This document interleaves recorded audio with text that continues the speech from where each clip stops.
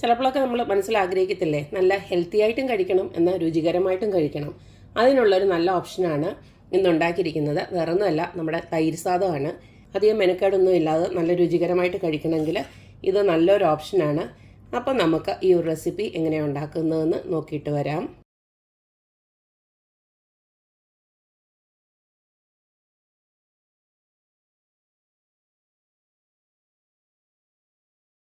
തൈര് സാദം ഉണ്ടാക്കാനായിട്ട് വേവിച്ച ചോറ് ഞാൻ കുറച്ചെടുത്ത് വെച്ചിട്ടുണ്ട്. നിങ്ങൾക്ക് ഇഷ്ടമുള്ള ചോറെടുക്കാം. ഞാനിപ്പം ബസ്മതി റൈസ് തന്നെയാണ് എടുത്ത് വെച്ചിരിക്കുന്നത്.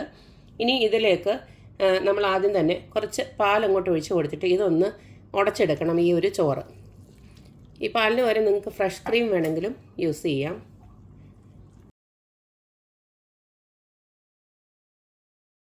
ചെറുതായിട്ടൊന്ന് ഉടച്ച് എടുത്തിട്ടുണ്ട്. ഇത് ഞാൻ അത്ര വേവിച്ചിട്ടില്ല ഈ ഒരു ചോറ്, അതുകൊണ്ടാണ് ശരിക്കും ഉടയാഞ്ഞത്.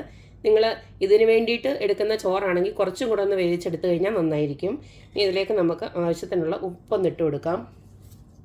തൈര് സാദം ആയതുകൊണ്ട് തന്നെ നമുക്ക് നല്ല തൈര് വേണം. നല്ല കട്ടത്തൈര് അങ്ങോട്ട് ഇട്ട് കൊടുക്കണം. അതിന് പ്രത്യേകിച്ച് അളവൊന്നുമില്ല, നമുക്ക് നമ്മുടെ ഇഷ്ടത്തിനനുസരിച്ചിട്ട് തൈരിട്ട് കൊടുക്കുക. എന്നിട്ട് ഇതെല്ലാം കൂടെ ഒന്നും കൂടെ നമുക്കൊന്ന് ഇളക്കി വെക്കാം. അധികം പുളിയില്ലാത്ത തൈര് നോക്കി എടുക്കണേ, എന്നാലേ രുചിക്കത്തുള്ളൂ.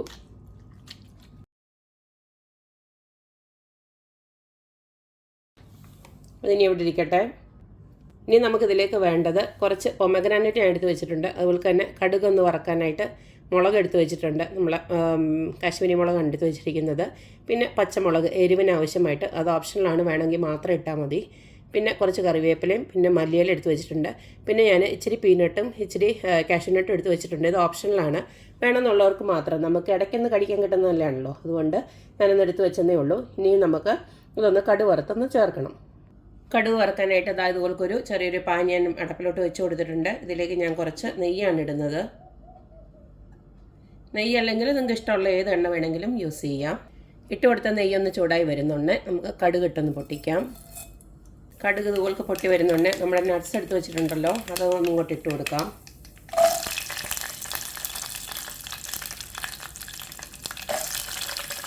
അതിൻ്റെ കൂട്ടത്തിൽ തന്നെ പച്ചമുളക്, കറിവേപ്പില, അതുപോലെ തന്നെ ഉണക്കമുളക് ഇവിടെ അങ്ങോട്ട് കൊടുക്കുകയാണ്.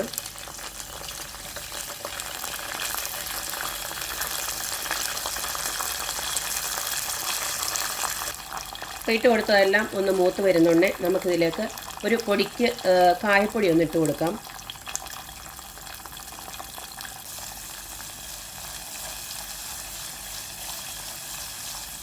ഇനി നമുക്ക് സ്റ്റവ് ഓഫ് ചെയ്യാം.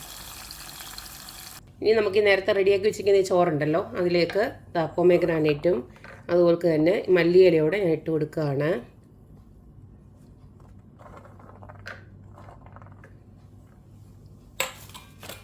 ഇത് നമുക്ക് നന്നായിട്ടൊന്ന് ഇളക്കി വെക്കാം. അറിയാമല്ലോ, അല്ലെങ്കിൽ തന്നെ തൈര് നമ്മുടെ ശരീരത്തിന് നല്ല ഹെൽത്തി ആയിട്ടുള്ള സാധനം തന്നെയാണ്. അപ്പം പ്രത്യേകിച്ച് ഈ ചൂട് സമയത്തൊക്കെ ഉണ്ടല്ലോ, ഇതേൽ തൈര് സാദം തിന്നുന്നത് വളരെ നല്ലതാണ്. ഞങ്ങൾക്ക് ഈ തൈര് സാദം എന്ന് പറയുന്നത് ഞങ്ങൾക്കൊരു നൊസ്റ്റാളജിയാണ്. കാരണം എന്താ വെച്ച് കഴിഞ്ഞാൽ ഞങ്ങൾ തൃച്ചിയിലൊക്കെ പഠിക്കുമ്പോൾ ആകപ്പാടെ മനസ്സിൽ പിടിച്ച് കഴിക്കുന്ന ഇതൊക്കെ ഉണ്ടായിരുന്നുള്ളൂ. നമ്മൾക്ക് അധികം കഴിച്ചിട്ടില്ലാത്ത സാധനം ആയതുകൊണ്ട് തന്നെ ഒരു വെറൈറ്റി ആയിട്ട് തോന്നി. അപ്പോൾ ഇതൊക്കെ ആണെങ്കിൽ ആസ്വദിച്ച് കഴിക്കുമായിരുന്നു. അപ്പോൾ എന്തായാലും ഇത്രയേ ഉള്ളൂ. ഇനി നമുക്ക് ആ കടുക് വറുത്തോടെ അങ്ങോട്ട് ചേർക്കാം. ഈ സമയം നിങ്ങൾക്ക് ഉപ്പുമൊക്കെ വേണമെന്ന് വെച്ച് കഴിഞ്ഞാൽ കുറച്ചുകൂടി ഇട്ട് കൊടുക്കാം.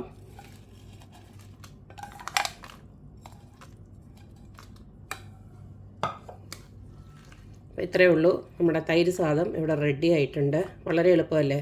നമുക്കധികം മെനക്കെടാതും കുറച്ച് ഹെൽത്തി ആയിട്ടും കഴിക്കണമെന്നുണ്ടെങ്കിൽ നല്ലൊരു ഓപ്ഷനാണിത്. അപ്പോൾ എല്ലാവരും ഇതൊക്കെ ഒന്ന് ഉണ്ടാക്കി നോക്കുക, അഭിപ്രായങ്ങൾ അറിയിക്കുക. അപ്പോൾ എപ്പോഴും പറയുന്ന പോലെ തന്നെ എൻ്റെ റെസിപ്പീസ് ഇഷ്ടമുള്ള എല്ലാവരും please like, share and subscribe. അപ്പോൾ ഇനി ഒരു അടിപൊളി വീഡിയോ ആയിട്ട് വരുന്നവരേക്കും ബായ്.